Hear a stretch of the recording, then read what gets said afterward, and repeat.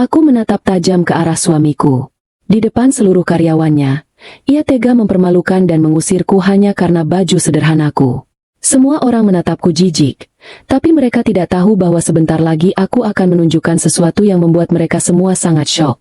Sembari bersiap mendengarkan kisah ini, yuk, absen dulu di kolom komentar, dari kota mana saja kalian menonton. Jangan lupa dukung channel ini dengan like dan subscribe ya, supaya kami makin semangat mempersembahkan cerita yang lebih menarik lagi. Hari ini seharusnya menjadi salah satu hari paling membahagiakan dan penuh kebanggaan dalam hidup suamiku. Setelah bertahun-tahun merintis karir dari bawah, menelan banyak penolakan, dan bekerja keras tanpa mengenal lelah, malam ini perusahaannya mengadakan pesta perayaan besar-besaran. Pesta itu bukan sekadar acara ulang tahun perusahaan biasa, melainkan juga malam pengumuman promosi besar. Suamiku akhirnya menduduki kursi direktur, sebuah pencapaian yang selalu ia impikan sejak pertama kali kami menikah. Aku ingat betul bagaimana kami memulai semuanya dari nol. Dulu, kami tinggal di sebuah rumah petak kecil yang atapnya sering bocor saat hujan deras turun. Aku yang selalu memastikan kemejanya disetrika licin meski sudah pudar warnanya, dan aku pula yang diam-diam menabung setiap sen uang belanjaku agar ia bisa membeli sepatu pantofel yang layak untuk wawancara kerja. Semua pengorbanan itu kulakukan dengan tulus, tanpa pernah mengeluh, karena aku mencintainya dan percaya pada potensinya. Sejak pagi tadi, kesibukan di rumah sudah terasa berbeda. Suamiku bangun lebih awal dari biasanya. Ia menghabiskan waktu lama di depan cermin, merapikan rambutnya dan memakai setelan jas mahal yang baru saja ia beli minggu lalu. Jas itu harganya setara dengan biaya makan kami selama 3 bulan di masa lalu. Aku menatap punggung tegapnya dari ambang pintu kamar dengan seulas senyum bangga. Aku mengenakan daster katun yang biasa kupakai sehari-hari, membawakan secangkir kopi hitam kesukaannya. Namun, saat aku meletakkan kopi itu di atas meja rias, ia hanya melirik sekilas tanpa mengucapkan terima kasih. Wajahnya tampak tegang, tapi juga memancarkan aura kesombongan yang akhir-akhir ini mulai sering kulihat. Ia sibuk merapikan dasinya, memastikan penampilannya sempurna tanpa celah. Aku mencoba membuka percakapan dengan nada lembut, mengingatkannya untuk sarapan dulu sebelum berangkat. Tapi ia menolak dengan alasan terburu-buru. Ia menyebutkan bahwa malam ini adalah malam penentuannya. Malam di mana ia akan diakui oleh para petinggi perusahaan. Aku mengangguk paham dan bertanya jam berapa sebaiknya aku datang ke pesta tersebut. Mendengar pertanyaanku, gerakannya tiba-tiba terhenti. Ia menoleh ke arahku dengan tatapan yang sulit kuartikan, perpaduan antara ragu dan merendahkan. Dengan nada dingin, ia berkata bahwa aku tidak perlu repot-repot datang. Ia beralasan pestanya sangat formal, khusus untuk kalangan atas, dan ia tidak ingin aku merasa canggung atau salah tingkah di sana. Ia bahkan menambahkan bahwa penampilanku yang selalu sederhana tidak akan cocok dengan gemerlap acara tersebut. Kata-katanya terasa seperti duri kecil yang menusuk dadaku, tapi aku segera menepis perasaan buruk itu.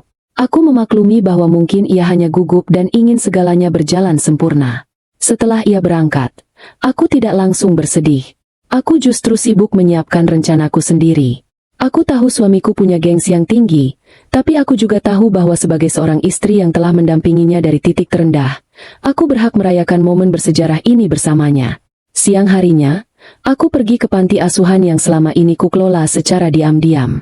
Di sana, aku menghabiskan waktu bersama anak-anak, mengajari mereka membaca dan bermain. Ibu panti sempat bertanya mengapa aku tidak bersiap-siap untuk pesta suamiku. Aku hanya tersenyum dan menjawab bahwa aku akan memberikan kejutan kecil untuknya. Menjelang sore, aku meminjam dapur panti asuhan untuk membuatkan kue kesukaan suamiku. Bukan kue tart mewah berlapis emas seperti yang mungkin akan disajikan di hotel bintang 5 tempat pesta itu diadakan, melainkan kue bolu coklat sederhana dengan resep peninggalan almarhumah ibu mertuaku.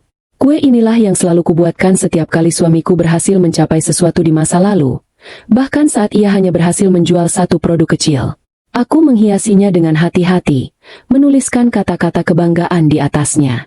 Aku membungkus kue itu dalam kotak rapi, berharap saat suamiku melihatnya, ia akan mengingat semua perjuangan manis yang pernah kami lalui berdua.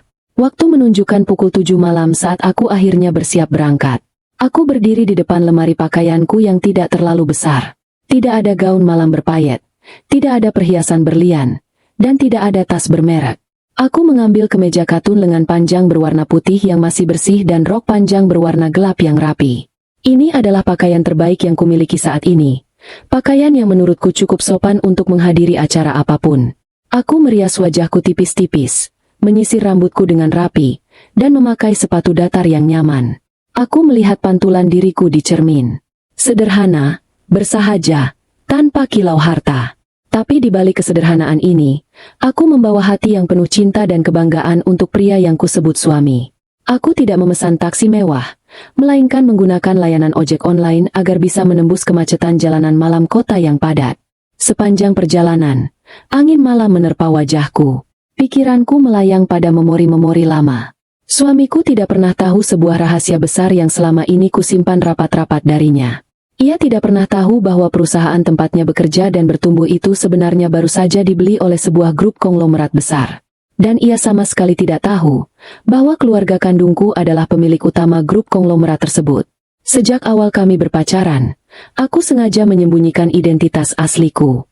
Aku kabur dari bayang-bayang kekayaan keluargaku karena aku ingin mencari pria yang tulus mencintaiku apa adanya, bukan karena harta dan tahta.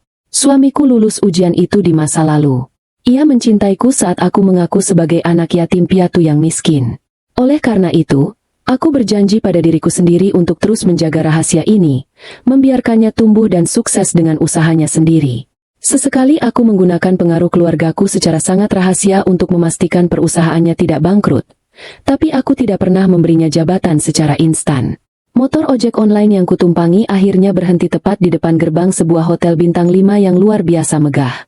Bangunannya menjulang tinggi dengan lampu-lampu kristal yang memantulkan cahaya keemasan. Mobil-mobil mewah keluaran terbaru berjejer memasuki area lobi, menurunkan tamu-tamu dengan pakaian yang menyilaukan mata. Aku turun dari motor, membayar ongkos, dan menenteng kotak kue di tanganku dengan hati-hati.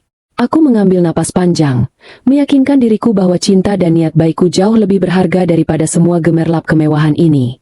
Dengan langkah pasti, aku berjalan menuju lobi yang bersinar terang, siap memberikan kejutan paling manis untuk suamiku, tanpa menyadari bahwa malam ini, justru aku yang akan mendapatkan kejutan paling pahit dalam hidupku.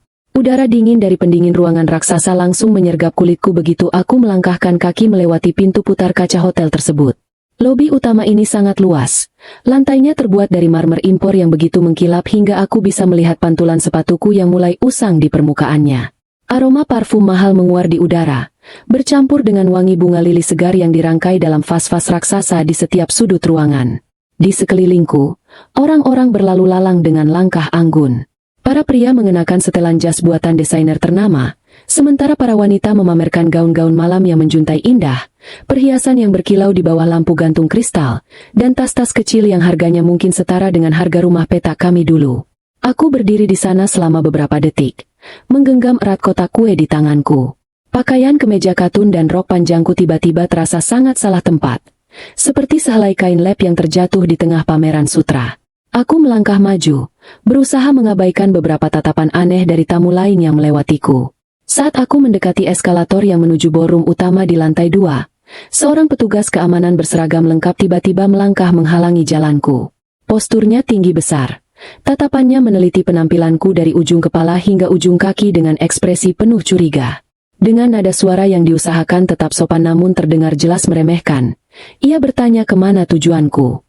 Aku menjawab dengan tenang bahwa aku ingin menghadiri pesta perayaan perusahaan suamiku di ballroom utama. Petugas itu mengerutkan kening, lalu meminta kartu undanganku. Aku terdiam sejenak. Suamiku tentu saja tidak memberiku kartu undangan karena ia memang melarangku datang. Aku mencoba menjelaskan bahwa aku adalah istri dari salah satu direktur yang malam ini mendapat promosi, dan aku hanya ingin memberikan kejutan. Petugas itu tersenyum tipis, sebuah senyuman yang lebih mirip dengan ejekan. Ia berkata bahwa tanpa undangan fisik atau tanda pengenal khusus, tidak ada yang boleh masuk ke area VIP tersebut. Apalagi penampilanku sama sekali tidak memenuhi standar tata busana acara. Hatiku berdesir perih mendengar penolakannya. Namun aku tidak menyerah. Aku tetap berdiri tegak, berbicara dengan artikulasi yang sangat jelas dan nada yang tegas, meminta kebijaksanaannya karena aku hanya akan masuk sebentar untuk menyerahkan kue ini. Perdebatan kecil kami menarik perhatian seorang resepsionis wanita yang kemudian mendekat. Resepsionis itu menatapku dengan kasihan, lalu membisikkan sesuatu kepada petugas keamanan.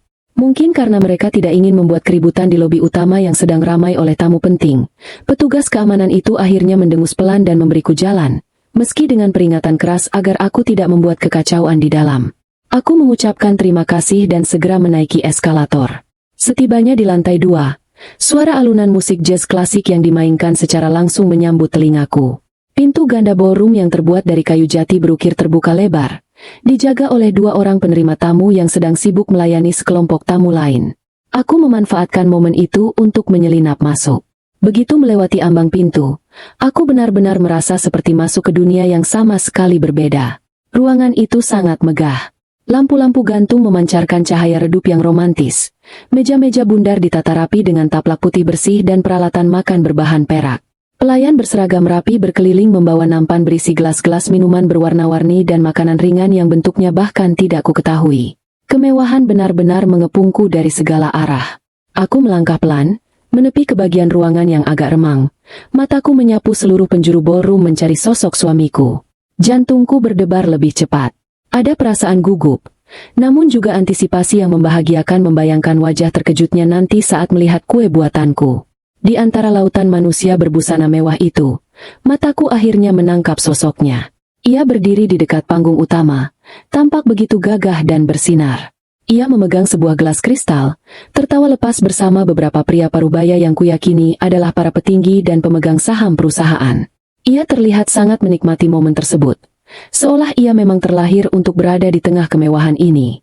Namun, senyum di wajahku perlahan memudar saat pandanganku beralih pada seseorang yang berdiri tepat di sebelahnya. Seorang wanita muda yang sangat cantik. Ia mengenakan gaun malam tanpa lengan berwarna merah marun yang melekat pas di tubuh rampingnya, memamerkan kulitnya yang putih mulus. Rambutnya ditata dengan gaya elegan, dan perhiasan berlian berkilau di lehernya. Yang membuat dadaku tiba-tiba terasa sesak adalah jarak di antara mereka. Wanita itu berdiri terlalu dekat dengan suamiku. Sesekali, saat suamiku tertawa mendengar lelucon dari rekan bisnisnya, wanita itu menyentuh lengan suamiku dengan gerakan yang sangat natural dan intim.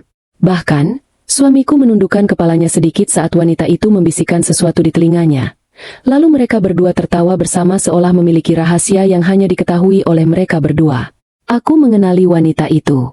Ia adalah salah satu manajer di kantor suamiku, orang yang beberapa kali disebut suamiku sebagai rekan kerja yang membantunya mengurus proyek-proyek penting. Tapi dari interaksi yang kulihat malam ini, mereka sama sekali tidak terlihat seperti sebatas rekan kerja biasa. Tanganku yang memegang kotak kue mulai gemetar. Perasaan asing, dingin, dan menyakitkan menjalar dari ujung kaki hingga ke dadaku. Apakah ini alasan sebenarnya ia melarangku datang?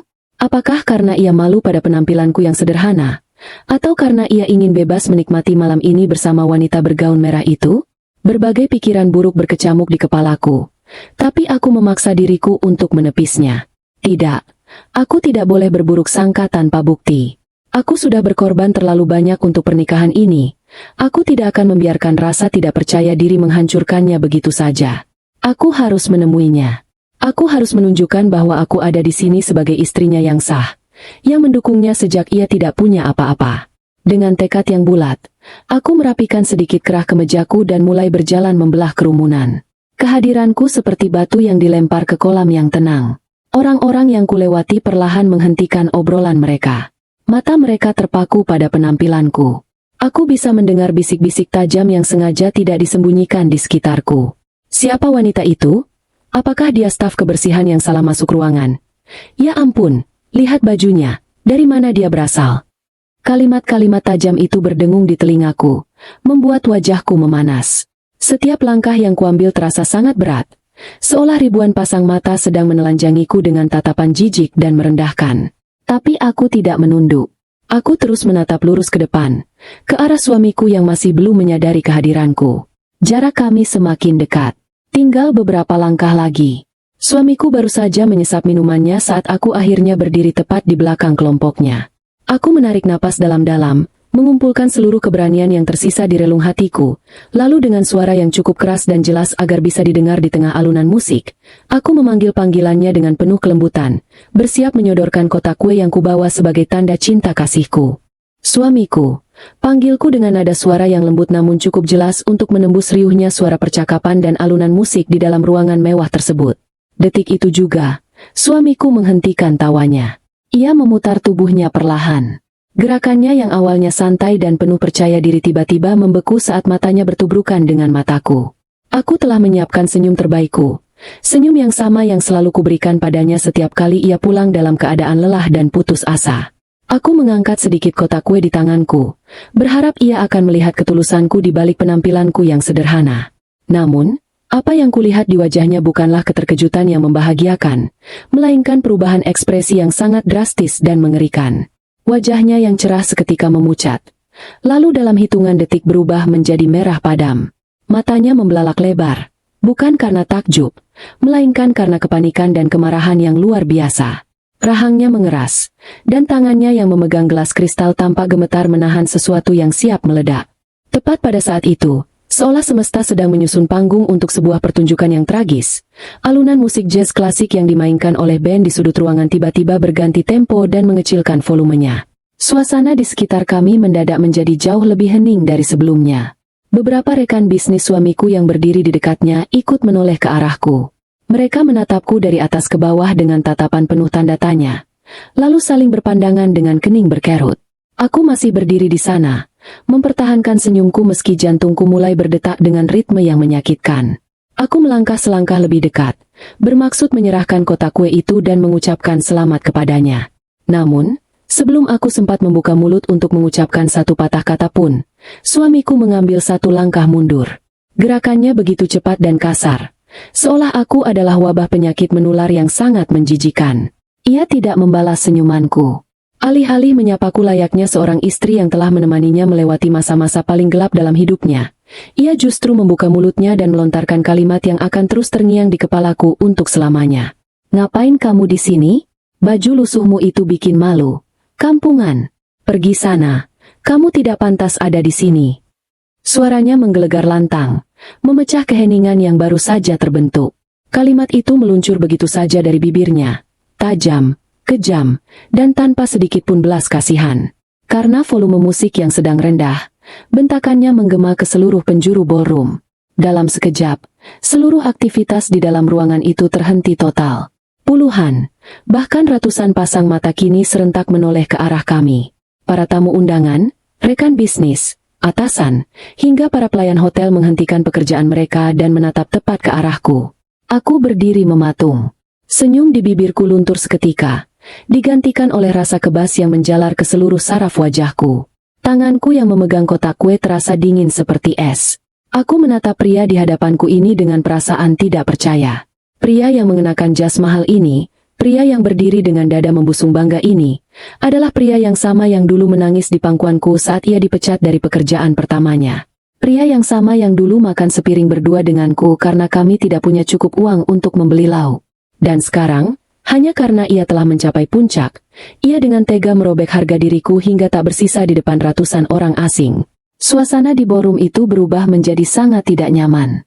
Bisik-bisik mulai terdengar dari segala arah, berdengung seperti kawanan lebah yang mengelilingi kepalaku. Aku bisa mendengar dengan sangat jelas komentar-komentar mereka.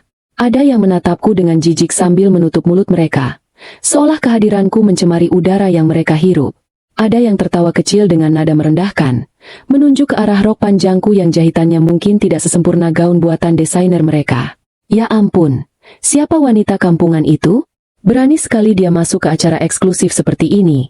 Bisik seorang wanita bergaun perak tak jauh dariku. Mungkin dia orang gila yang lepas dari jalanan. Lihat saja bajunya. Ya ampun, merusak pemandangan. Sahut pria di sebelahnya dengan tawa sinis. Aku menelan ludah yang terasa sepahit empedu. Dadaku sesak, seolah ada bongkahan batu besar yang tiba-tiba menimpa paru-paruku. Aku menatap mata suamiku, mencari secercah penyesalan di sana. Aku berharap ia menarik kembali ucapannya, berharap ia menyadari bahwa wanita yang baru saja ia hina adalah wanita yang telah mengorbankan masa mudanya untuk memastikan perutnya selalu kenyang dan pakaiannya selalu rapi. Namun, aku tidak menemukan apapun selain rasa gengsi yang menutupi akal sehatnya. Ia membuang muka, dadanya naik turun menahan amarah, seolah akulah pihak yang telah melakukan kesalahan besar malam ini. Aku merasa seperti ditelanjangi di depan umum. Setiap tatapan mata di ruangan ini adalah pisau yang menguliti harga diriku. Kotak kue di tanganku, yang kubuat dengan penuh cinta dan doa-doa baik, kini terasa seperti benda paling bodoh yang pernah kubawa. Di saat suamiku memalingkan wajahnya dariku, Aku menyadari satu hal yang sangat menyakitkan. Pria yang kucintai telah mati, digantikan oleh monster serakah yang dibutakan oleh ambisi dan kedudukan. Waktu seakan berhenti berdetak. Aku masih berdiri di titik yang sama, dikelilingi oleh tatapan merendahkan dari orang-orang yang bahkan tidak mengenalku. Keheningan yang menyiksa ini dipecahkan oleh suara tawa kecil yang renyah namun syarat akan cemoohan. Tawa itu berasal dari wanita bergaun merah marun yang sedari tadi berdiri terlalu dekat dengan suamiku. Wanita itu melangkah maju, memposisikan dirinya tepat di sebelah suamiku. Dengan sengaja, ia menyentuh lengan suamiku dengan gerakan protektif, seolah ia adalah ratu yang sedang melindungi rajanya dari ancaman seorang pengemis jalanan. Wanita itu menatapku dari ujung kepala hingga ujung kaki. Matanya menyipit, bibirnya melengkung membentuk senyum asimetris yang sangat merendahkan. "Astaga, Direktur!" panggilnya kepada suamiku dengan nada suara yang dimanja-manjakan. Dari mana datangnya wanita lusuh ini? Apakah pengamanan hotel bintang 5 ini sudah menurun drastis sehingga orang pinggiran bisa masuk dan membawa kotak kardus kotor ke dalam pesta kita? Alih-alih menegur wanita itu, suamiku justru menghela napas kasar dan mengangguk setuju. Ia bahkan tidak berani menatap mataku lagi. Ia membiarkan wanita asing itu menghina istrinya sendiri. Aku juga tidak tahu. Mungkin dia penyusup. Jawab suamiku dengan suara yang sengaja dikeraskan agar orang-orang di sekitar kami mendengarnya. "Panggilkan keamanan. Usir dia dari sini sekarang juga. Dia merusak suasana acaraku." Kata-kata suamiku adalah pukulan terakhir yang menghancurkan sisa-sisa kesabaran dan cintaku padanya. Pada detik itu, sesuatu di dalam diriku patah. Tapi anehnya, patahan itu tidak membuatku hancur. Justru, ia membangunkan sebuah sisi dalam diriku yang telah lama tertidur pulas. Rasa perih di dadaku, genangan air mata yang sempat menumpuk di pelupuk mataku, dan rasa malu yang tadi mencekik leherku, menguap tak bersisa dalam sekejap mata. Semuanya digantikan oleh sebuah energi yang sangat dingin. Amarah murni yang membeku menjadi ketegasan mutlak. Aku tidak menangis. Aku tidak menundukkan kepalaku seperti pecundang yang kalah. Aku menegakkan punggungku, mengangkat daguku, dan menatap lurus ke arah wanita bergaun merah itu, lalu beralih menatap suamiku. Realita menampar wajahku dengan sangat keras. Suamiku bukanlah pria malang yang butuh dukungan. Ia adalah parasit yang tidak tahu diuntung. Semua pengorbananku, semua rahasia yang kujaga demi menjaga harga dirinya, ternyata tidak ada artinya sama sekali bagi pria ini. Ia telah membuat pilihannya malam ini. Ia memilih gemerlap palsu dan membuang permata asli yang selama ini menyamar menjadi kerikil di sampingnya. Melihatku yang tidak bereaksi, wanita bergaun merah itu tampak semakin kesal. Ia mengangkat tangannya dan melambai ke arah pintu masuk, memberi isyarat kepada petugas keamanan. "Satpam, tolong seret wanita gila ini keluar. Cepat, sebelum atasan kita datang dan melihat kekacauan ini," teriaknya dengan nada melengking. Dua orang petugas keamanan bertubuh besar yang tadi berjaga di luar pintu ballroom segera berlari masuk mendekati kerumunan kami. Wajah mereka tampak panik karena takut disalahkan atas masuknya orang yang tidak diundang. Para tamu memberikan jalan kepada kedua petugas itu, menatapku seolah aku adalah tontonan yang sangat menghibur. Suamiku melipat kedua tangannya di dada, menatapku dengan tatapan memperingatkan agar aku tidak membuat keributan lebih jauh dan segera pergi dari hadapannya. Salah satu petugas keamanan itu mendekatiku. Ia menjulurkan tangannya yang besar dan kasar, bersiap untuk mencengkeram lengan kemejaku dan menyeretku keluar secara paksa. Namun, sebelum ujung jari pria itu berhasil menyentuh kain bajuku, aku menoleh ke arahnya. Aku memberikan sebuah tatapan yang sangat tajam, menembus langsung ke bola matanya. Itu bukan tatapan ketakutan seorang istri yang tertindas, melainkan tatapan otoritas absolut dari seorang pemimpin yang terbiasa memberi perintah. "Jangan sentuh saya," ucapku. Suaraku tidak keras. Aku tidak berteriak atau membentak seperti suamiku tadi. Namun, nada bicaraku sangat dingin, rendah, dan penuh dengan tekanan yang mengintimidasi. Aura yang memancar dari diriku seketika berubah drastis. Aku bukan lagi wanita bersahaja yang kebingungan di tengah pesta mewah. Aku memanggil kembali jati diriku yang sebenarnya. Kepribadian yang selama bertahun-tahun kusembunyikan di balik daster katun dan celemek dapur. Petugas keamanan itu terperanjat. Tangannya berhenti mengambang di udara. Ada keraguan yang tiba-tiba muncul di wajahnya. Instingnya mungkin menyadari bahwa orang yang berdiri di hadapannya saat ini bukanlah orang sembarangan, meskipun penampilannya berkata lain. Ia mundur selangkah, menelan ludah dengan gugup, lalu menatap suamiku seolah meminta bantuan atau instruksi lebih lanjut. Suamiku tampak terkejut melihat reaksiku. Ia mengerutkan kening, mulutnya sedikit terbuka seolah ingin mengatakan sesuatu, namun tertahan oleh keheningan aneh yang kini menyelimuti kami. Badai belum benar-benar datang, tapi semua orang di ruangan itu mulai merasakan tekanan udaranya yang menyesakan. Mereka tidak tahu bahwa wanita berpakaian lusuh yang baru saja mereka hina ini, sebentar lagi akan membalikan dunia mereka hingga hancur berkeping-keping. Keheningan yang menyelimuti area di sekitar kami terasa sangat pekat dan mencekam. Udara dingin dari pendingin ruangan perlahan mulai terasa menusuk tulang, tetapi amarah yang mendidih di dalam dadaku membuatku sama sekali tidak merasakan hawa dingin itu. Petugas keamanan bertubuh besar yang tadi berniat menyeretku keluar kini berdiri kaku, mundur satu langkah dengan wajah pias. Ia seolah tersadar bahwa ketegasan dalam suaraku dan sorot mataku bukanlah gertakan kosong dari seorang wanita malang yang sedang kehilangan akal sehatnya. Ia tidak berani mengambil satu langkah pun ke depan. Tangannya yang sempat terulur kini kembali merapat ke sisi tubuhnya. Ia menelan ludah dengan susah payah, memutar kepalanya dengan cemas untuk menatap suamiku, seolah meminta perlindungan atau setidaknya konfirmasi atas apa yang harus ia lakukan selanjutnya. Namun, suamiku sendiri tampak sama terkejutnya dengan petugas itu. Mulutnya setengah terbuka, napasnya sedikit tertahan, dan matanya menatapku dengan sorot kebingungan yang bercampur dengan rasa malu yang semakin menebal. Melihat situasi yang tiba-tiba berbalik menjadi canggung ini, wanita bergaun merah marun di sebelah suamiku mendengus kesal. Ia memutar bola matanya dengan gaya yang sangat merendahkan, seolah akulah penyebab utama hancurnya pesta malam ini. Ia menyenggol lengan suamiku dengan sikunya, mencoba mengembalikan kendali situasi. "Direktur, apa yang kamu tunggu? Kenapa kamu membiarkan wanita gila ini mengintimidasi petugas keamanan hotel? Ini hotel bintang 5, bukan pasar tradisional tempat dia bisa berteriak sesuka hati. Cepat suruh satpam lain untuk menyeretnya keluar sebelum atasan besar kita tiba di sini. Kita bisa tamat jika beliau melihat kekacauan kampungan seperti ini," bisik wanita itu dengan nada mendesak, meskipun suaranya sengaja ia buat cukup keras agar aku dan orang-orang di sekitar kami bisa mendengarnya. Suamiku sepertinya tersadar dari lamunannya akibat sentuhan dan ucapan wanita itu. Wajahnya yang tadi pucat kini kembali merah padam karena amarah dan rasa gengsi yang terluka.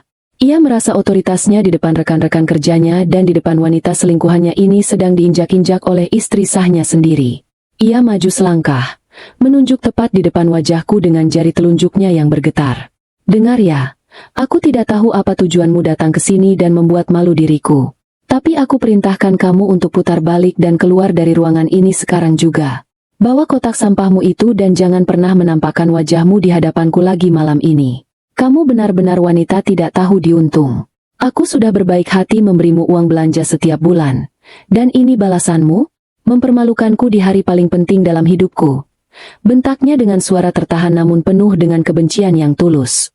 Mendengar kata-kata itu keluar dari mulut pria yang selama 1 dekade terakhir selalu kulayani dengan sepenuh hati, aku merasakan sebuah kelegaan yang aneh. Ya, kelegaan. Selama berbulan-bulan, aku selalu menepis firasat buruk tentang perubahan sikapnya. Aku selalu mencari alasan untuk membenarkan kemarahannya yang tiba-tiba, keabsenannya di rumah, dan aroma parfum wanita lain di kemejanya. Aku membutakan mataku sendiri demi mempertahankan janji suci pernikahan kami. Tapi malam ini, di bawah cahaya lampu kristal yang mewah ini, topengnya telah hancur sepenuhnya. Ia sendiri yang menghancurkannya. Ia menganggap uang belanja bulanannya yang tak seberapa itu sebagai bentuk kebaikan hati tertinggi, tanpa pernah tahu bahwa selama ini uang itu bahkan tidak cukup untuk membayar tagihan listrik rumah kami. Aku menutupi semua kekurangannya dengan uangku sendiri, diam-diam, agar ia tetap merasa menjadi kepala rumah tangga yang berharga. Sambil menatap wajah suamiku yang dipenuhi kebencian, ingatanku tiba-tiba melesat kembali ke masa lalu. Sebuah rahasia besar yang telah kusimpan rapat-rapat selama lebih dari 10 tahun kini berputar di kepalaku seperti kaset yang diputar ulang. Suamiku tidak pernah tahu siapa aku sebenarnya. Sejak hari pertama kami bertemu di sebuah kedai kopi pinggir jalan, aku memperkenalkan diriku sebagai seorang wanita yatim piatu yang bekerja serabutan untuk menyambung hidup. Aku menyembunyikan fakta bahwa aku adalah putri tunggal sekaligus pewaris tunggal dari sebuah grup konglomerat raksasa yang menguasai berbagai sektor industri di negeri ini. Keluargaku memiliki jaringan bisnis yang membentang dari properti, pertambangan, hingga media. Sejak kecil, aku hidup dalam sangkar emas, dikelilingi oleh pelayan, pengawal, dan orang-orang bermuka dua yang hanya mendekatiku demi harta keluargaku. Aku muak dengan semua kepalsuan itu. Oleh karena itu, Setelah menyelesaikan pendidikan masternya di luar negeri, aku meminta izin kepada mendiang ayah dan ibu untuk menyembunyikan identitas asliku. Aku ingin mencari seseorang yang tulus. Seseorang yang mencintaiku tanpa peduli dengan isi rekening bank atau nama belakangku. Dan aku mengira aku telah menemukannya di dalam diri pria ini. Saat kami menikah, keluargaku menentang keras. Ayahku menganggap suamiku ini adalah pria yang tidak memiliki visi dan terlalu digerakkan oleh ambisi kosong. Namun, aku memohon sambil menangis, meyakinkan keluargaku bahwa ia adalah pria yang baik. Akhirnya, keluargaku mengalah dengan satu syarat. Aku tidak boleh menggunakan kekayaan keluarga untuk membantunya secara langsung. Aku harus hidup sesuai dengan penghasilan suamiku. Aku menyetujui syarat itu dengan penuh keyakinan. Bertahun-tahun aku hidup menderita, menahan lapar, memakai baju bekas, dan tinggal di rumah sempit, demi menjaga kebanggaan pria ini. Namun, ketika perusahaan tempat ia bekerja mulai goyah dan ia terancam dipecat karena krisis keuangan beberapa bulan yang lalu, aku melanggar janjiku. Aku tidak sanggup melihatnya menangis putus asa di tengah malam. Tanpa sepengetahuannya, aku diam-diam menghubungi kuasa hukum keluargaku. Aku memberikan perintah langsung sebagai pewaris utama untuk mengakuisisi perusahaannya, menyuntikkan dana segar triliunan rupiah agar perusahaan ini tidak bangkrut, dan memberikan instruksi khusus kepada CEO baru untuk mempromosikan suamiku ke jabatan direktur. Aku menyelamatkan karirnya. Aku menyelamatkan harga dirinya. Aku menyelamatkan masa depannya. Seluruh kemewahan pesta malam ini, makanan enak yang mereka makan, minuman mahal yang mereka teguk, semuanya dibiayai oleh uang pribadiku. Perusahaan ini adalah milikku. Dan pria yang berdiri di hadapanku ini, yang sedang meneriakiku dan menyebutku kampungan, adalah pekerjaku. Ironi ini begitu kejam dan menyakitkan, namun sekaligus memberikan kekuatan yang tak terhingga di dalam diriku. Wasiat dari mendiang ibu kembali terngiang di telingaku. Sebelum ibu meninggal, beliau memegang tanganku dengan erat dan berkata, "Cinta sejati tidak akan pernah merendahkanmu.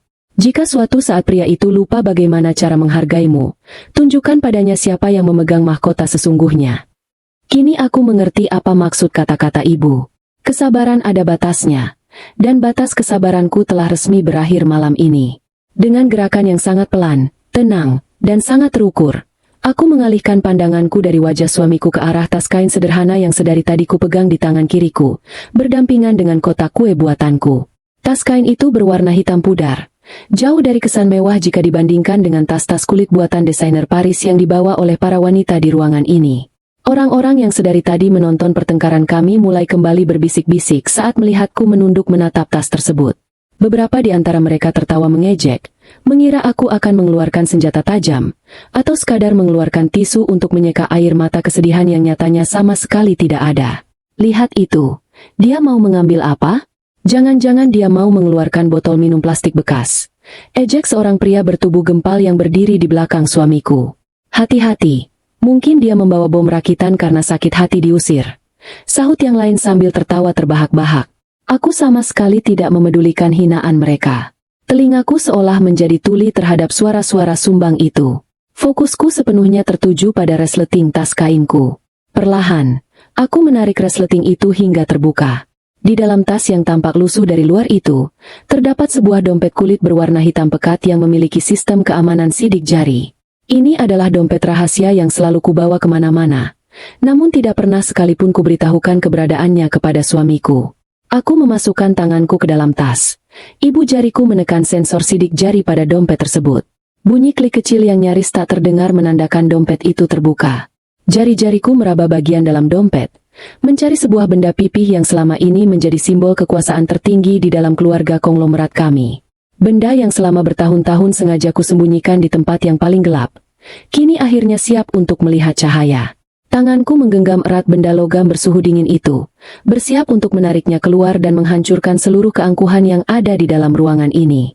Udara di dalam ballroom terasa semakin padat dan mencekik saat aku perlahan-lahan menarik tanganku keluar dari dalam tas kain tersebut. Ratusan pasang mata terus mengawasi setiap pergerakan kecil yang kubuat. Wanita bergaun merah di sebelah suamiku menyilangkan tangannya di depan dada, tersenyum miring menantikan sebuah lelucon konyol yang ia yakini akan segera terjadi. Suamiku sendiri menatapku dengan rahang mengeras, siap meneriakkan perintah pengusiran sekali lagi jika aku melakukan sesuatu yang memalukan. Namun, apa yang keluar dari dalam tasku bukanlah botol plastik bekas, tisu kotor, atau benda murahan seperti yang mereka tertawakan sebelumnya. Benda yang kini berada dalam genggaman erat tangan kananku adalah sebuah kartu pengenal. Namun, itu bukan kartu pengenal sembarangan. Itu adalah sebuah ID card VVIP berbentuk persegi panjang yang terbuat dari bahan plat emas murni 24 karat. Permukaannya berkilau menyilaukan saat terpapar oleh pantulan cahaya dari lampu-lampu kristal raksasa di atas kami. Di bagian tengah kartu tersebut, terpampang sebuah logo ukiran 3 dimensi berbentuk burung Raja Wali yang sedang mengepakkan sayap di atas sebuah mahkota. Logo itu dihiasi oleh beberapa butir berlian kecil yang memantulkan warna-warni pelangi yang indah. Di bawah logo tersebut, tertulis sebuah nama perusahaan induk raksasa dengan huruf timbul berwarna hitam pekat, beserta deretan angka kode akses tingkat tertinggi. Kartu ini hanya dicetak sebanyak 5 buah di seluruh dunia, khusus dipegang oleh anggota inti keluarga pemilik utama grup konglomerat. Kartu ini adalah kunci absolut untuk membuka setiap pintu, mengakses setiap rekening raksasa, dan memberikan perintah tertinggi di seluruh anak perusahaan, termasuk tempat suamiku bekerja saat ini. Aku mengangkat kartu emas tersebut tinggi-tinggi, membiarkan cahayanya menyapu pandangan orang-orang yang berkerumun di sekitarku. Sepersekian detik pertama, tidak ada yang bereaksi. Kebanyakan dari mereka, terutama para karyawan biasa, menatap kartu itu dengan dahi berkerut, tidak mengerti benda apa yang sedang kupegang. Mereka mengira itu hanyalah mainan logam murah atau pajangan yang sengaja kubawa untuk mencari sensasi. Wanita bergaun merah itu memecah keheningan dengan tawa yang sangat nyaring dan melengking. Ia menunjuk ke arah kartu emas di tanganku dengan jari telunjuknya yang dihiasi cat kuku berwarna merah menyala. Ya ampun, apakah itu kartu anggota pusat perbelanjaan diskon? Atau kartu keanggotaan salon pinggir jalan? Kamu benar-benar sudah gila. Apakah kamu pikir benda berkilau murahan itu bisa mengubah fakta bahwa kamu hanyalah wanita lusuh yang tidak pantas berada di acara berkelas ini? Bima, istrimu ini benar-benar butuh perawatan kejiwaan. Serunya sambil tertawa terbahak-bahak, seolah ia baru saja melontarkan lelucon paling lucu abad ini. Suamiku ikut mendengus sinis. Wajahnya menunjukkan ekspresi jijik yang luar biasa. Sudahlah, hentikan sandiwaramu ini. Kamu mempermalukan dirimu sendiri dengan membawa mainan anak-anak seperti itu.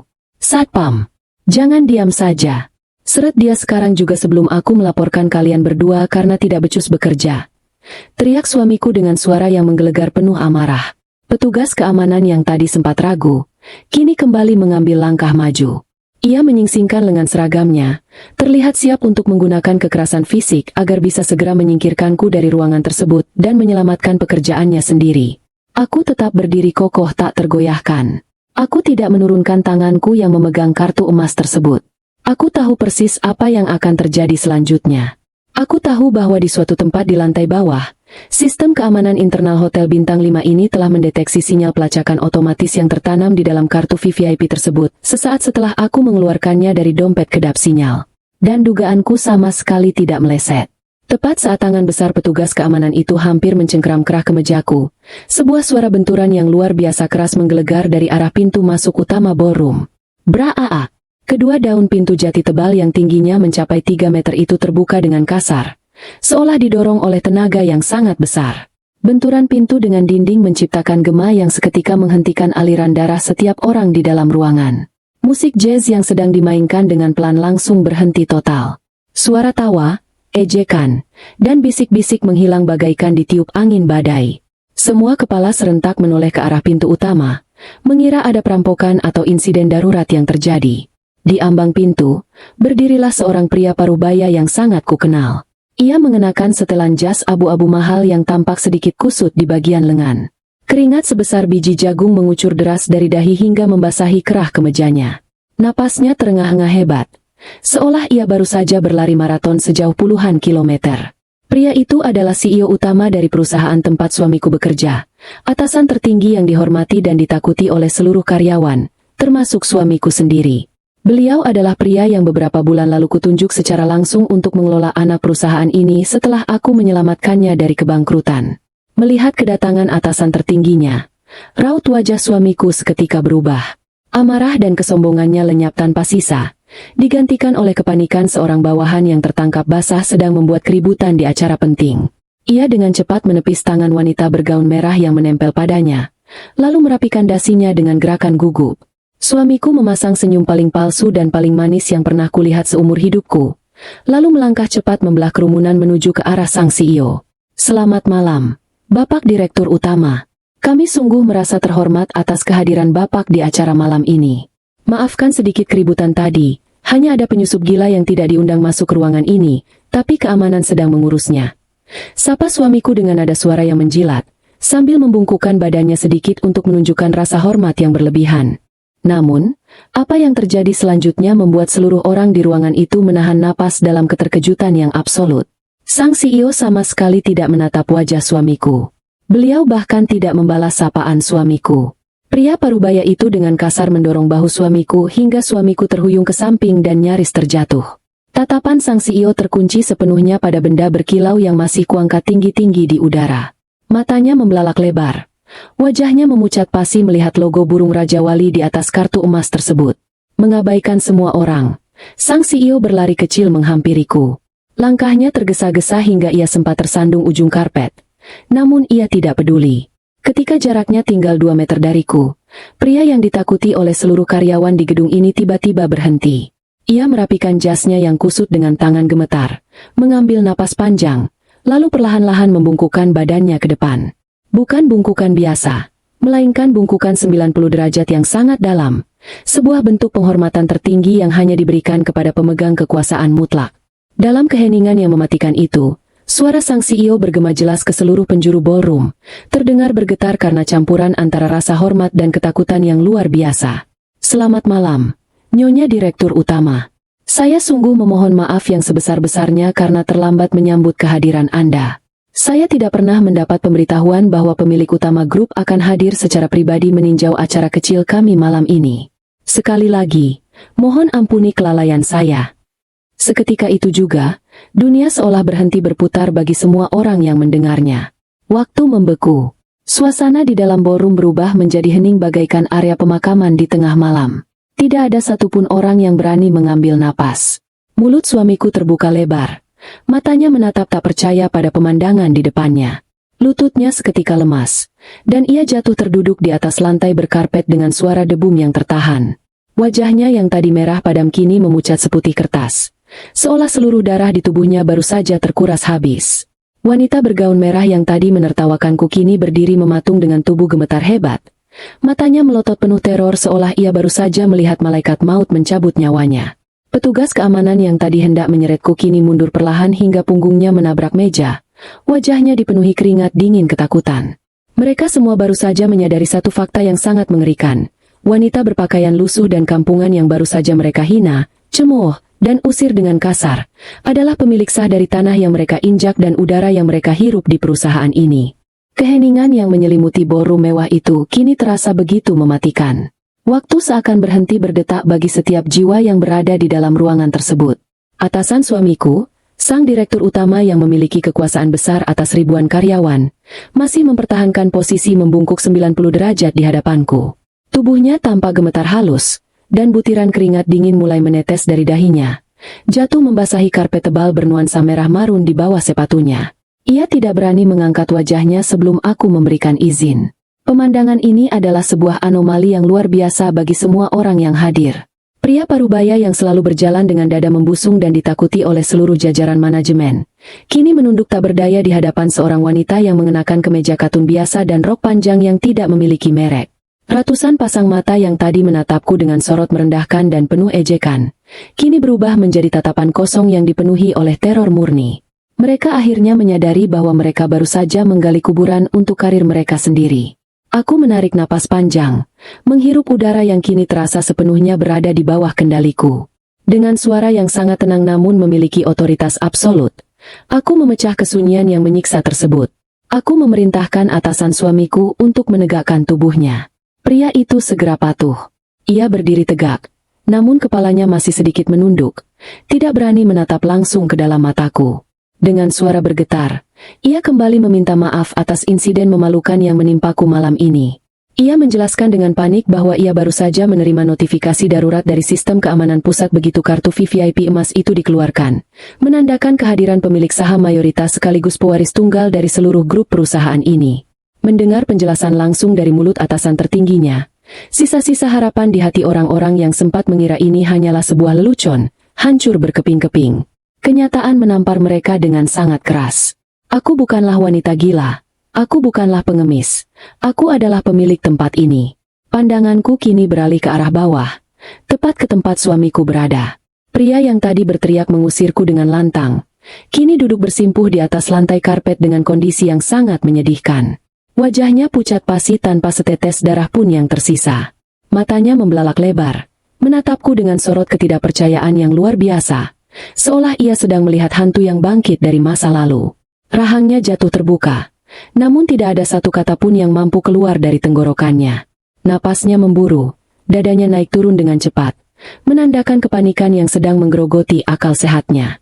Ia menyadari satu hal yang paling mengerikan dalam hidupnya. Istri miskin yang selama ini ia rendahkan, istri yang selalu ia anggap sebagai beban, ternyata adalah dalang di balik seluruh kesuksesan yang ia nikmati saat ini. Semua fasilitas mewah, jabatan tinggi, dan gaji besar yang membuatnya sombong, adalah pemberian langsung dariku. Perlahan, aku melangkahkan kakiku mendekatinya. Suara ketukan pelan dari sepatu datarku memecah keheningan ruangan, terdengar seperti suara palu hakim yang bersiap menjatuhkan vonis hukuman mati. Saat ujung sepatuku berhenti tepat di hadapannya, pertahanan suamiku akhirnya runtuh sepenuhnya. Ambisi, gengsi, dan kesombongan yang tadi ia pamerkan menguap tak bersisa. Ia tiba-tiba merangkak maju, membuang seluruh harga dirinya di depan ratusan pasang mata karyawannya, lalu dengan putus asa meraih kedua pergelangan kakiku. Tangannya yang dingin dan gemetar mencengkram erat ujung rok panjangku. Air mata mulai mengalir deras dari sudut matanya, membasahi wajahnya yang terlihat sangat kacau. Sayang, dengarkan aku.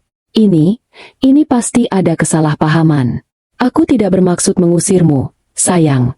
Ratapnya dengan suara serak yang menyedihkan.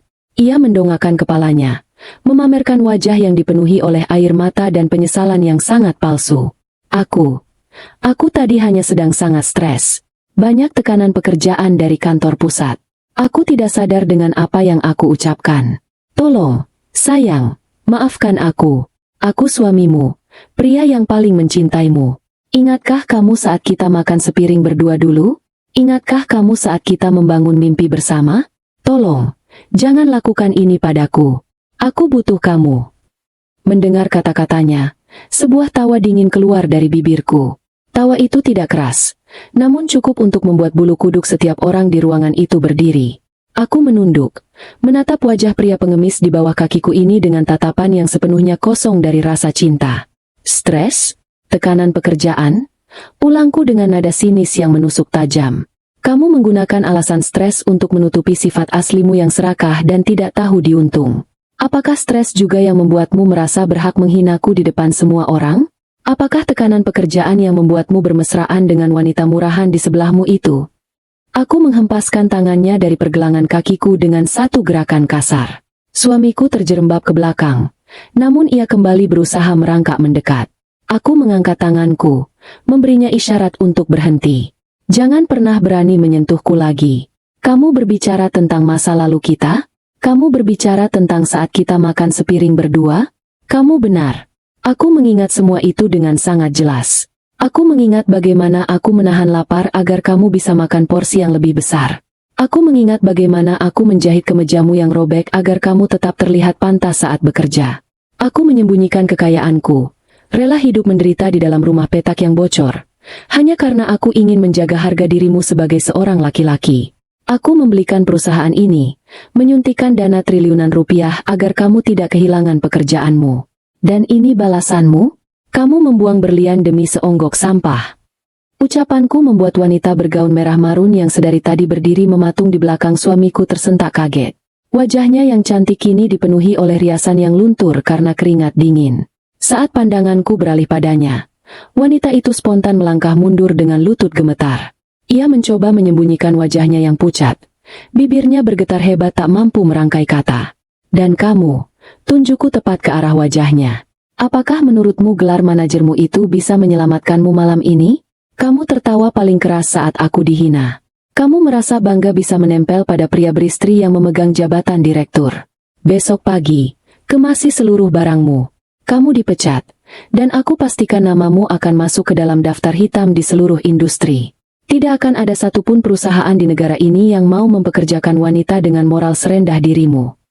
Wanita itu langsung menangis histeris, jatuh terduduk di lantai sambil menutup wajahnya, menyadari bahwa hidupnya baru saja hancur. Aku kembali menatap suamiku yang kini meraung memohon ampun, memukul-mukul kepalanya sendiri ke lantai seolah itu bisa mengubah keputusanku. Aku mengangkat tangan kiriku, mengambil kotak kue sederhana yang sedari tadi ku pegang erat. Aku membuka penutup kotak tersebut, memperlihatkan sebuah kue bolu coklat sederhana yang dihiasi dengan tulisan tangan yang manis. Aku menunjukkannya tepat di depan wajah suamiku. Kamu lihat ini? Ini adalah kue dengan resep peninggalan almarhumah ibu mertuaku. Aku menghabiskan waktu berjam-jam membuatnya khusus untuk merayakan keberhasilanmu. Aku datang dengan niat paling tulus untuk merayakan hari paling bahagiamu. Tapi kamu benar. Penampilanku yang lusuh ini, dan kue murahan ini, memang tidak pantas berada di tempat mewah ini. Dengan gerakan perlahan, aku berjalan menuju sebuah tong sampah besar berlapis logam mengkilap yang berada di sudut ruangan. Semua mata mengikuti pergerakanku dalam diam. Setibanya di sana, aku membalikan kotak tersebut. Kue yang kubuat dengan penuh cinta dan doa itu meluncur jatuh, mendarat di dasar tong sampah dengan suara berdebum yang pelan namun terasa sangat menghancurkan hati. Membuang kue itu bukan sekadar membuang makanan. Itu adalah simbol bahwa aku telah membuang seluruh rasa cinta, rasa hormat, dan komitmenku terhadap pernikahan ini. Semuanya telah hancur dan tidak akan pernah bisa diperbaiki lagi. Aku berbalik, berjalan kembali ke tengah ruangan dan berdiri tepat di sebelah atasan suamiku. Dengan suara yang sangat lantang dan penuh ketegasan, aku memberikan perintah mutlak yang akan mengubah segalanya. Cabut seluruh aset perusahaan yang saat ini berada di bawah namanya. Mobil dinas, rumah fasilitas, dan seluruh akses rekening. Semuanya. Dan mulai detik ini juga, pria yang sedang berlutut menangis di lantai itu, saya pecat secara tidak hormat tanpa pesangon sepeser pun. Pastikan besok pagi seluruh barangnya sudah bersih dari gedung perusahaanku. Suamiku menjerit histeris memanggil namaku, mencoba meronta namun dengan cepat ditahan oleh dua petugas keamanan yang kini dengan sigap mengamankannya. Mereka menyeretnya keluar dari ballroom persis seperti anjing kurap, diiringi oleh tangisan penyesalan yang menggema memenuhi lorong hotel. Orang-orang yang tadi menertawakanku menundukkan kepala mereka dalam-dalam. Beberapa di antaranya menangis ketakutan akan kehilangan pekerjaan mereka. Malam perayaan itu resmi berakhir menjadi mimpi buruk paling mengerikan bagi para pengkhianat, dan menjadi titik awal dari kebangkitanku yang sesungguhnya. Aku melangkah keluar dari ballroom mewah itu tanpa menoleh ke belakang sedikit pun, meninggalkan masa laluku yang menyakitkan untuk selama-lamanya. Waktu berjalan dengan sangat cepat, membawa perubahan besar bak badai yang menyapu bersih seluruh kotoran dari dalam hidupku. Sudah hampir 4 minggu berlalu sejak malam mengerikan di ballroom Hotel Bintang 5 itu terjadi. Proses perceraian kami berjalan jauh lebih cepat dari yang pernah kubayangkan.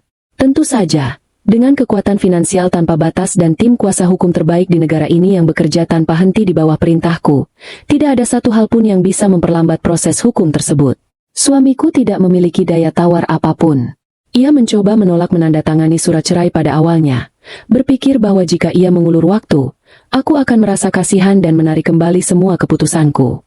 Namun, ia lupa bahwa wanita yang sedang dihadapinya saat ini bukanlah istri penurut yang selalu mengalah, melainkan seorang pemilik kerajaan bisnis yang terbiasa menyingkirkan parasit tanpa ragu. Pada minggu pertama setelah kejadian di pesta tersebut, realita menghantam kehidupan suamiku dengan sangat brutal. Pagi hari setelah ia diusir dari hotel, tim audit dan keamanan perusahaanku tiba di rumah mewah 2 lantai yang selama ini ia banggakan kepada teman-temannya. Ia tidak pernah membaca kontrak dengan teliti, tidak menyadari bahwa rumah mewah beserta seluruh perabotannya, termasuk mobil sport keluaran terbaru yang selalu ia pamerkan, sepenuhnya adalah aset atas nama perusahaanku. Para petugas keamanan melemparkan pakaian-pakaian mahalnya ke dalam kardus mie instan yang kusam, persis seperti perlakuannya terhadap diriku. Ia diusir keluar dari rumah itu hanya dengan membawa pakaian yang melekat di tubuhnya dan beberapa barang pribadi yang tidak memiliki nilai jual. Semua fasilitas dicabut. Rekening bank yang biasa ia gunakan dibekukan secara permanen. Dalam hitungan kurang dari 24 jam, ia jatuh dari posisi seorang direktur kaya raya kembali menjadi pria pengangguran miskin yang tidak memiliki tempat tinggal. Aku mendengar dari laporan asisten pribadiku bahwa dalam keadaan putus asa, mantan suamiku itu sempat mendatangi apartemen wanita selingkuhannya, mantan manajer bergaun merah yang juga telah kupecat dengan tidak hormat malam itu. Ia mengira wanita itu akan menampungnya karena selama ini mereka sering mengumbar janji manis. Namun, sesuai dengan sifat asli orang-orang tamak, Saat wanita itu melihat mantan suamiku datang membawa kardus butut tanpa membawa kunci mobil mewah, wanita itu langsung membanting pintu apartemen di depan wajahnya. Mereka bahkan sempat bertengkar hebat di lorong apartemen hingga petugas keamanan mengusir suamiku dengan paksa. Pengkhianatan selalu menemukan jalannya sendiri untuk menghancurkan para pelakunya. Mantan suamiku kini benar-benar hidup luntang-lantung, menumpang di rumah teman-temannya yang lambat laun mulai menjauhinya karena ia selalu meminjam uang untuk bertahan hidup. Ia beberapa kali datang ke gerbang utama rumah keluargaku, memohon di tengah hujan deras, berlutut sambil meneriakkan penyesalannya di depan kamera CCTV. Namun aku sama sekali tidak bergeming. Aku mematikan layar monitor itu dan kembali menikmati teh hangatku. Rasa kasihanku telah mati bersamaan dengan kue buatanku yang berakhir di tempat sampah malam itu. Hari ini adalah hari yang sangat spesial. Matahari bersinar cerah menembus jendela kaca raksasa di kamar tidurku, membawa kehangatan yang seolah merayakan kebebasanku. Hari ini adalah hari pertamaku secara resmi melangkah masuk ke kantor pusat perusahaanku bukan sebagai istri yang menyembunyikan identitasnya, melainkan sebagai pemilik utama sekaligus direktur tertinggi yang memegang kendali penuh atas segalanya. Aku berdiri di depan cermin raksasa setinggi langit-langit, menatap pantulan diriku yang kini terasa sangat berbeda. Tidak ada lagi daster katun yang warnanya mulai pudar. Tidak ada lagi kemeja lengan panjang bersahaja dan rok kain yang tidak menarik. Hari ini, aku mengenakan setelan jas wanita hasil jahitan tangan desainer papan atas dari Milan, berwarna biru dongker yang memancarkan aura ketegasan dan keanggunan. Kemeja sutra putih di dalamnya terasa sangat lembut di kulitku. Sepatu hak tinggi berwarna hitam mengkilap membungkus kakiku, siap memberikan suara langkah yang mengintimidasi. Rambutku yang dulu hanya kuikat sembarangan kini ditata dengan sangat elegan, membiarkan beberapa helaiannya jatuh membingkai wajahku yang kini dirias dengan sentuhan profesional. Aku menyematkan sebuah bros kecil berbentuk burung Raja Wali bertahtakan berlian di kerah jasku. Ini adalah simbol bahwa sang ratu telah kembali ke singgasananya. Perjalananku menuju kantor diiringi oleh konvoi kendaraan pengawalan VVIP. Saat mobil limusin hitam yang kutumpangi berhenti tepat di depan lobi gedung pencakar langit milik perusahaanku, para staf manajemen tingkat atas, termasuk atasan mantan suamiku, telah berbaris rapi membentuk dua barisan untuk menyambut kedatanganku. Pintu mobil dibukakan oleh pengawal pribadiku. Begitu ujung sepatu hak tinggiku menyentuh lantai lobi, seluruh karyawan yang hadir serentak menundukkan badan mereka dalam-dalam, memberikan penghormatan yang luar biasa hikmat. Suasana sangat hening. Hanya terdengar suara langkah kakiku yang menggema di seluruh penjuru lobi. Aku tersenyum tipis melihat salah satu petugas keamanan yang dulu pernah menegurku dan berniat mengusirku di pesta hotel. Pria itu kini berdiri kaku dengan tubuh gemetar hebat dan keringat yang mengalir deras di pelipisnya saat aku melintas di depannya. Aku tidak memecatnya, karena ia hanya menjalankan tugas. Namun rasa takut yang ia rasakan setiap kali melihatku adalah pelajaran yang lebih dari cukup baginya untuk tidak lagi menilai seseorang dari penampilannya. Aku terus melangkah menuju lift pribadi yang terbuat dari kaca tebal dan pilar emas. Lift yang akan membawaku langsung ke lantai paling atas gedung ini. Saat pintu lift tertutup dan membawaku naik menembus ketinggian kota, aku merasakan kelegaan yang luar biasa merayap masuk ke dalam relung hatiku. Beban berat yang selama bertahun-tahun menekan pundakku akhirnya terangkat sepenuhnya.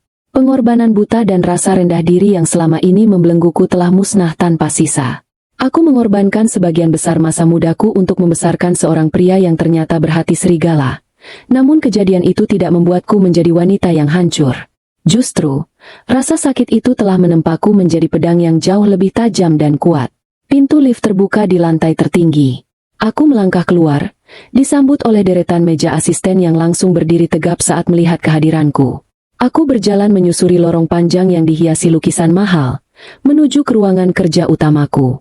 Ruangan itu sangat luas, dengan jendela kaca yang memperlihatkan pemandangan seluruh kota dari atas awan. Aku berjalan mendekati kursi kebesaranku yang berlapis kulit asli berwarna hitam. Aku menyentuh sandaran kursi itu dengan perlahan, merasakan teksturnya yang dingin namun memberikan rasa nyaman yang luar biasa. Aku duduk di atasnya, memutar tubuhku menghadap ke arah jendela kaca raksasa, menatap hamparan gedung-gedung yang tampak begitu kecil di bawah sana. Aku menghela napas perlahan, menyunggingkan sebuah senyuman penuh kemenangan yang tulus dari lubuk hatiku yang paling dalam.